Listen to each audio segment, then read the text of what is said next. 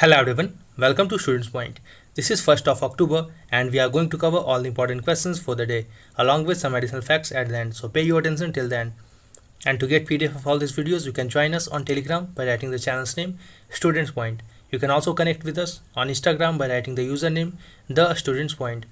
And if you are finding these videos useful, don't forget to like the video and do share the video with your friends and loved ones. Also don't forget to press the subscribe button and the bell icon to receive the notification at the earliest so that you never miss any opportunity to learn and grow every day. Now here is the question for the day and everyone has to try to answer this question in the comment section. The question is Sajangarh Wildlife Sanctuary in news recently is located in. These are the options. Read the options carefully and then answer. Let's begin now. The first question. International Translation Day is being celebrated on. So it was celebrated last day on 30th of September. So here B is the right answer.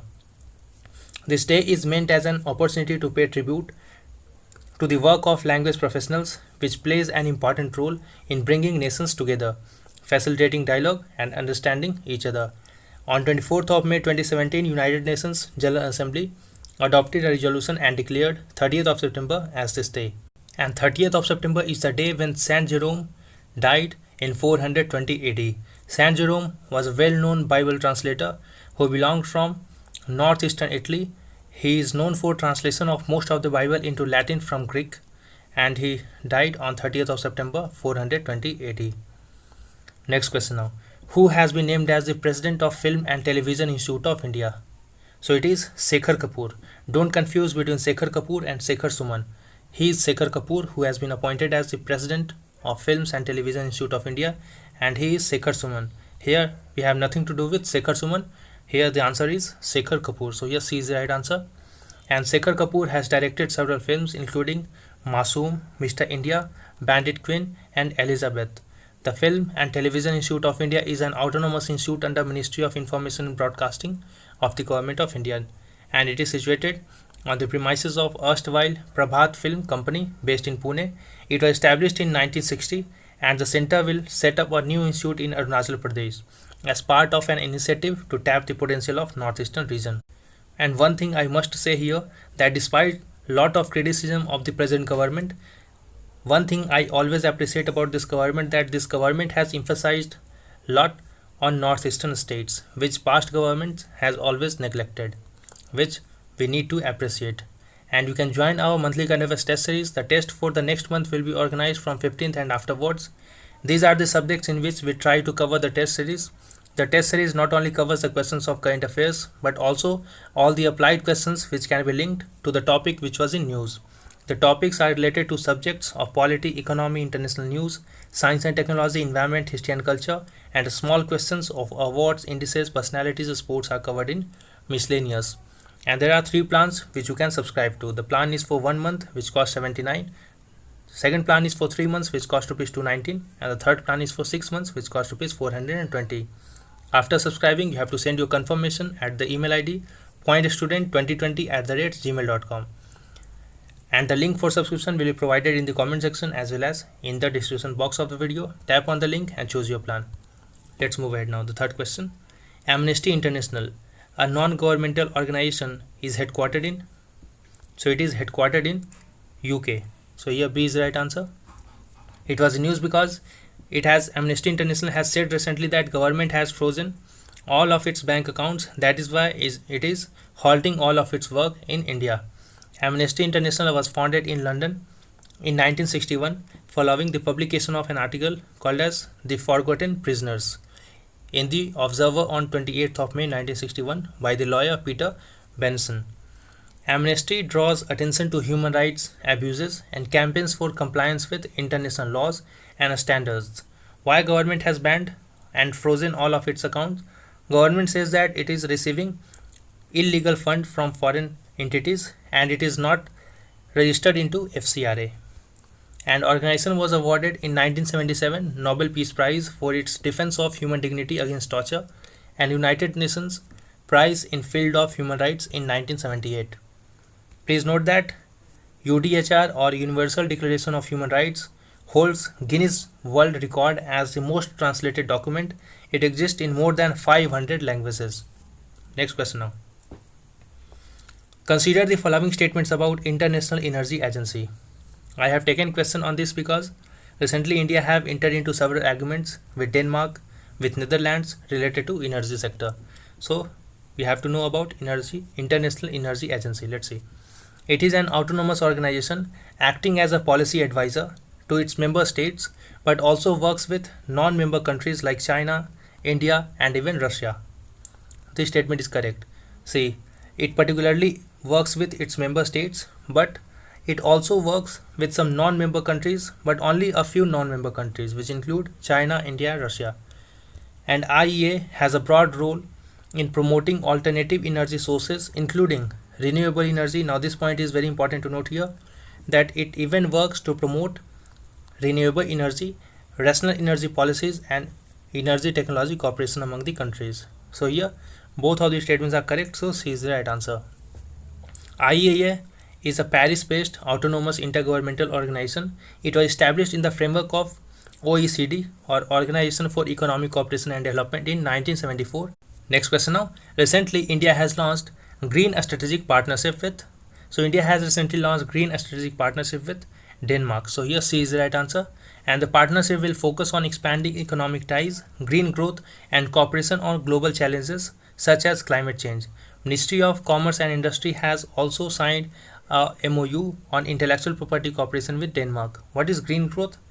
Green growth is a kind of growth in which resources are used in a sustainable manner, so that we don't hamper and exploit all the resources. We must left it for our upcoming generations as well.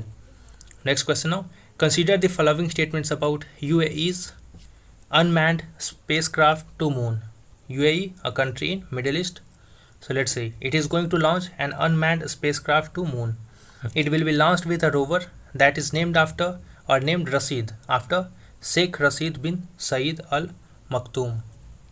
This statement is correct. So this spacecraft will carry a rover. This rover is named as Rashid, and this Rashid is named after Sheikh Rashid bin Saeed Al Maktoum, who was a founding ruler of UAE, and it is planned to be launched in 2024. This is also correct. So UAE is now emerging as a space power in Middle East. So here both of these statements are correct again, so C is the right answer. And if successfully launched, then UAE will become fourth nation to do so, after USA, former Soviet Union, and China. Earlier, India, Israel, and Japan has also tried, but they have failed to land a spacecraft on the moon. And if you remember, in July we have seen that UAE has launched a Mars probe called as Hope or Amal from Japan, and this marked the Arab world's first interplanetary mission. Next question now. Make a Small, a Strong campaign has been launched by. So this Make a Small, Strong campaign has been launched by Google. So here C is the right answer. What is the purpose of this campaign? This campaign is meant to rally support for citizens, from the citizens for small businesses. So it is just basically trying to increase the demand for products of a small businesses by encouraging people and citizens to purchase their products. And if you have found the video useful till now, do like the video and do share the video with your friends and loved ones. Next question now. Crimean Congo hemorrhagic fever recently in news was discovered in. So it was first discovered in Crimea. So here D is the right answer. This Congo fever was first discovered in Crimea in 1944, and it is a widespread disease caused by tick-borne virus, niovirus of the Bunyaviride family, and the virus is transmitted through the bite of Hyloma tick. This is very important to remember, that it is transmitted through the bite of Hyloma tick, which is an external parasite living by feeding on the blood of mammals, birds.